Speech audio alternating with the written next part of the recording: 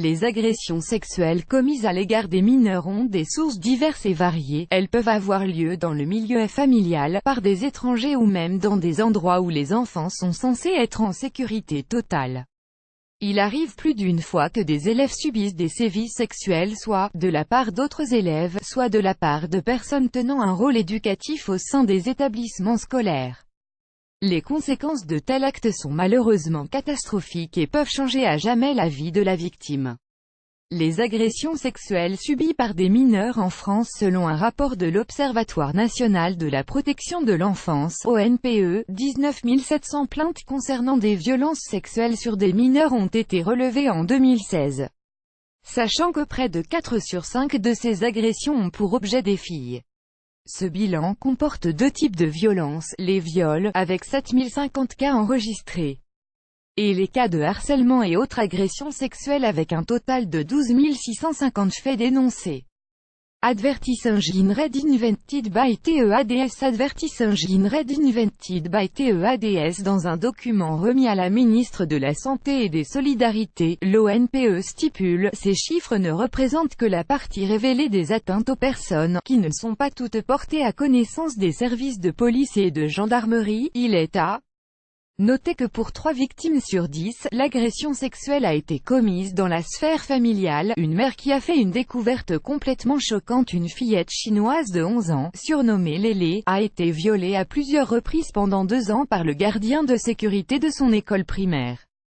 Ce n'est que 5 mois plus tard que tout le monde s'est rendu compte de ce qui s'était passé. Advertising read invented by TEADS. Advertising read invented by TEADS. Sa mère a remarqué qu'elle ne se sentait pas très bien et a décidé de l'emmener chez le médecin pour savoir de quoi il était question. Lors de l'examen médical, le médecin a découvert que la fille était enceinte. La jeune victime a donc fini par révéler qu'elle avait été abusée à l'école.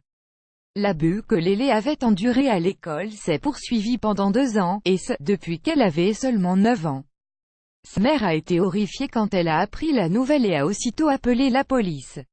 L'agresseur de Lélé, Liu Boming, a depuis été arrêté par la police.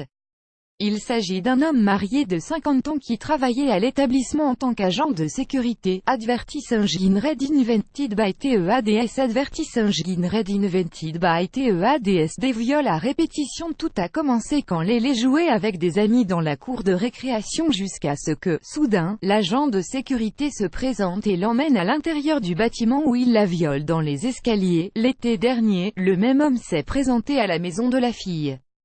Il a donc parlé à sa mère, demandant d'emprunter un livre. Sa mère était confuse face à une telle situation et lui a demandé de partir.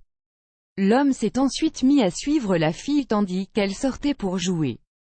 Il l'a ensuite saisie, l'a emmenée dans un bâtiment abandonné où il l'a violée à nouveau. Après son arrestation, Liu a été interrogé sur le viol.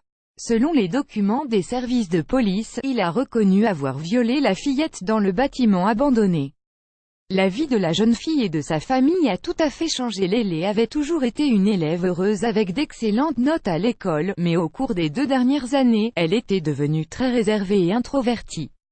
À l'époque, personne ne savait ce qui aurait pu causer ce changement soudain de comportement. Le directeur de l'établissement s'est adressé aux journalistes concernant la situation et a dit que Liu y travaillait depuis environ 6 ans et que sa tâche était avant tout de garantir la sécurité de l'école et des élèves.